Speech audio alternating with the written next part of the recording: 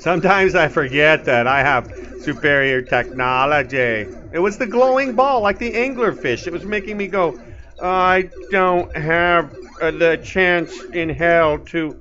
Guy snuck a save in there. Oh, Minnow. Never thought about that, did you? I have superior technology. Oh, and I stuck another save in there.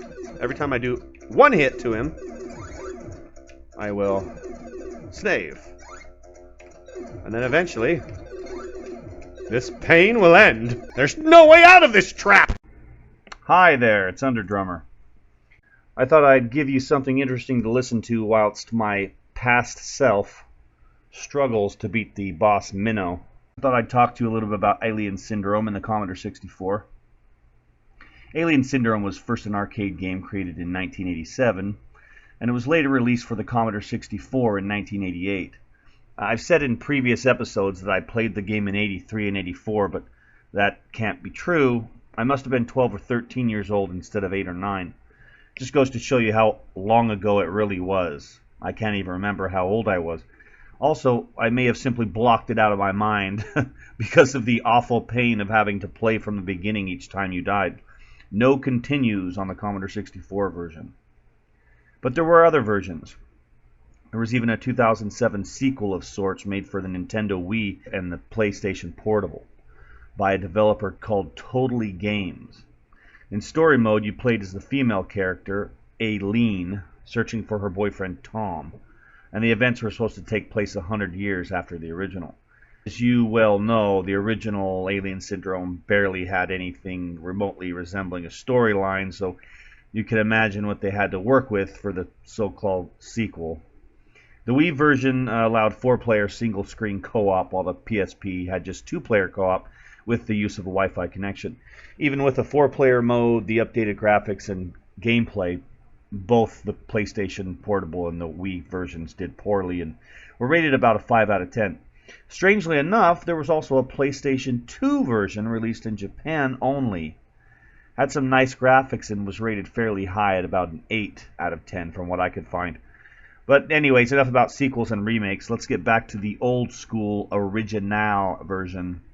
After its initial 87 arcade cabinet release, it was also ported to the Sega Master System, the Amiga Computer, the Atari ST, the ZX Spectrum, and even the Nintendo in '88. The Nintendo version was published by Tengen, who also brought us Gauntlet and Indiana Jones and the Temple of Doom. I never played Alien Syndrome on Nintendo, and it probably sucked. There you go. If you're watching this, angry video game nerd, why don't you give that one a try? That ought to make for some hilarious, beer-spitting, jaw-dropping, what-the-fuck moments that you do so well. Yeah, so I've only ever played the Commodore 64 version. I'm a tad biased. But I'm going to go out on a limb and say that it was the best version out there. Not for the gameplay or the graphics, but for the music. Like so many other Commodore 64 games, the music inspired much more imagination and emotion than any graphics at the time were even capable of doing. If you think about it, our own imagination is the most powerful thing to play games with. Anyone who's playing video games is employing their imagination. We know we're not really Master Chief, Commander Shepard, or Geralt of Rivia, but we are technically pretending to be that fictional character, just like we did when we were kids and we played with dolls. Oh, fine, action figures, then. Sure, the better the graphics, the easier it is to pretend, but our imagination is still doing most of the work.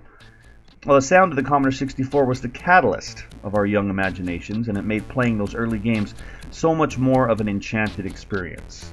I mean, shit, I still have soundtracks from many Commodore 64 games saved in my playlists, and I listen to them today. I talked a little about the awesome music on the Commodore 64, but let me go a bit into detail here. Unlike other systems of that time, the C64 was designed with sound in mind. Its sound designer was a guy named Bob Yanes, a true sound engineer. He created the SID chip, and that's just short for Sound Interface Device. But he created it specifically for the Commodore 64. Unlike other PC sound chips at the time, the SID chip had 3 distinct channels, which allowed for arpeggiated chords instead of single notes. That's what gave the Commodore its signature sound, and it's a sound that is emulated even today. The rapper Timbaland is well known for utilizing the SID sound in his songs. If you've never heard his stuff, but you're familiar with the Commodore 64, go listen to Timbaland on YouTube and you can instantly recognize the 8-bit goodness of the old C64. The ability to produce some awesome sounds drew the attention of many talented folks who knew a lot about composing music. People like Ben Daglish and Anthony Lees composed epic tracks for the Commodore 64 game The Last Ninja, one of my favorite games. If you've never heard the music in Last Ninja, do yourself a favor, stop watching this video right now, type in Last Ninja soundtrack, and give it a few seconds. Just listen. I always said I would take story over gameplay, gameplay over graphics, and now I'll add music over graphics as well. Music to me is just as important as the story. It can make a bad story okay and a good story great. Have you ever watched a horror flick, Muted? It's mostly a bloody gore fest. It loses its thrill and its intensity.